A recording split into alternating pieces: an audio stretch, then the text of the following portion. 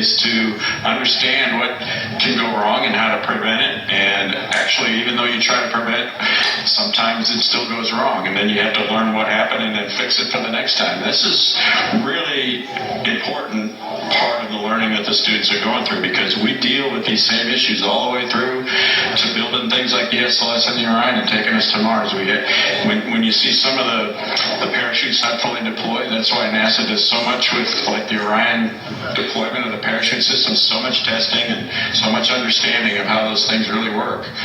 You work closely with the solid rocket boosters that are being tested up in Utah, back for home for you guys up there. As you've been walking around and taking a look at some of the designs you've seen down here, have you been impressed by what you've seen? I've been very impressed. It's so inspirational to see the next generations get so excited about the different things they can do with telemetry. They're trying to hit 5,280 feet. Some of them deploy a little fins to slow the thing down as it gets to the altitude they're looking for, and the experiments they're putting in the rockets on top of that, the different deployment mechanisms. And one of the teams actually had a little generator that started spinning when the thing deployed to create electricity to power the radios inside. So really inspirational to see how much innovation and use of modern tools like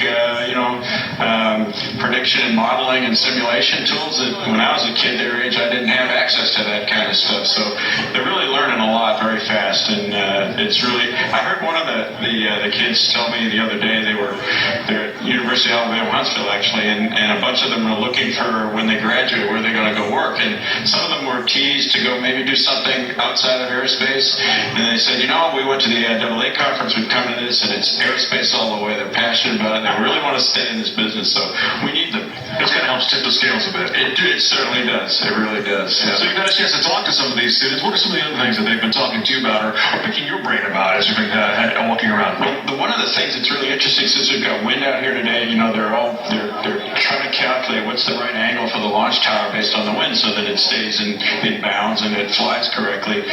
And so I asked them, so what kind of model do you have to figure out the winds? And they basically use an averaging of the wind from here to 5,000 feet, and then they program for weight and balance, and they put a little extra weight in or take some out.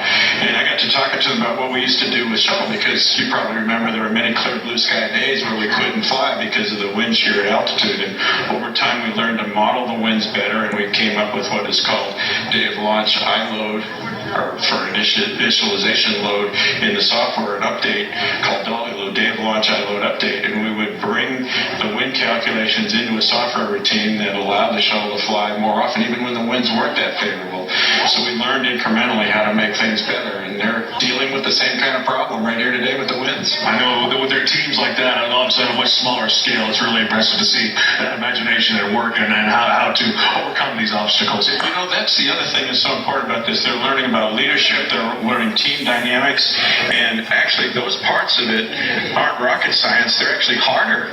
When you think about how do you lead a team, how do you deal with the problems that the team has, how do you work your way through that, the team dynamics, that can be tougher than the rocket science itself. Oh yeah. So let me ask you this, was there an event like this that helped inspire you growing up to become an astronaut? There were several. Obviously most of my generation will point right at Neil Armstrong and Buzz landing on the moon. My dad was a private pilot. My uncle was in the Air Force. They inspired me to pursue aviation. But I flew small rockets too when I was a kid, mostly because I saw watching Apollo that there were things like Estes model rockets, and I got inspired to build some of those and came out to fields like this when I was a kid and flew some of them myself.